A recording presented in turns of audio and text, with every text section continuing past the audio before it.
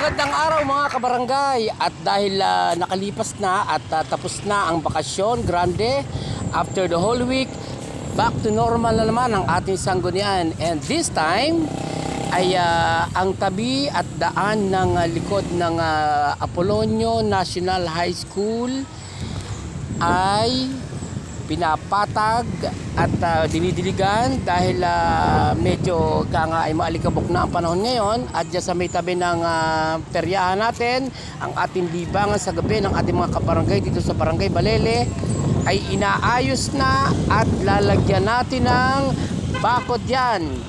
Dahil naisip ni Kapitan na napakaganda ng panahon at kailangang matuyo agad yung ating gagawing bakod na yan.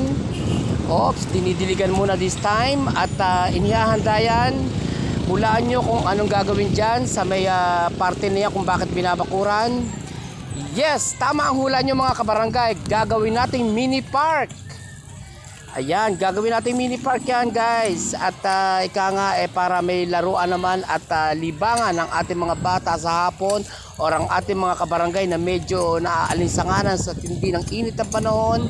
Kapag yan ay natamna ng malalaking puno, yung parting yan, at although may malaking puno na dyan, pero mapakuran pa rin yan, at gagawin nating mini park para pag araw ng oras ng gabi at wala tayong matambayan at medyo maalinsangan ng panahon, ay gagawin nating tambayan yan. At yan ang iniisip ng ating punong barangay upang ika nga ay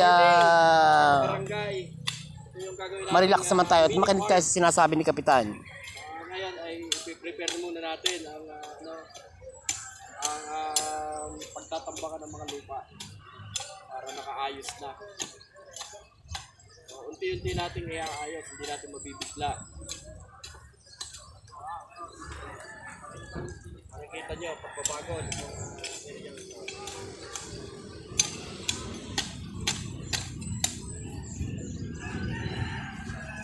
Yes, very well said. Welcome At narinig niyo ang sinabi ng ating Mr. Kapitan, Jerry Villalobos. Ayan, Hi! gagawin mini park yung parting yan at walang aaksayahin panahon. Isa na naman bagong Pagkatapos miyembro ng ng ating Semana sangguniang Santa ay back to barangay, normal na naman ang ating sangguniang barangay at ang ating mga functionaries. At yan, may bago tayong magagawa dito sa ating barangay.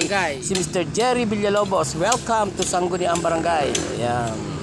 Oops, biro nyo naman takin yung mga kabarangay. Kapag nalinis yung parte na yan at malagyan ng mini park, ang sarap-sarap ng pakiramdam niyan sa ilalim ng puno, lalo na't mainit ang panahon, lalo na sa pahapon na. Ang ganda maging mini park yung parte na yan at napakaganda ng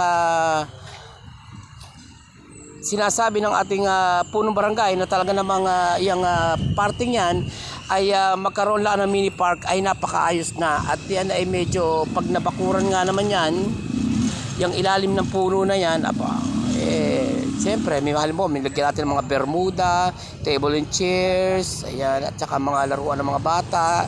So, ang area yan ay hindi masasayang.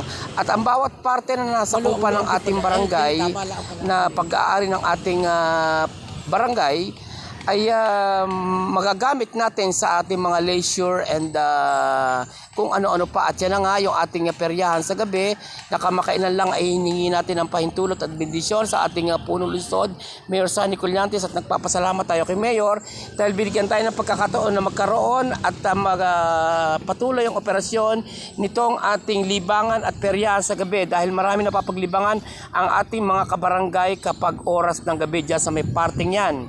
At iyan na nga, pag nabakuran niyang lalagyan natin ng pinaplanong mini park, ay napakaaliwanas ng lugar niya. Siyempre, dinidilig muna at this time upang maalis ang alikabok at ika nga ay medyo kumapit ang anumang ilalagay diyan na bakod or semento or whatever. At yan nga, tabi yan ng Apolonio M. Lirion National High School. Ayan.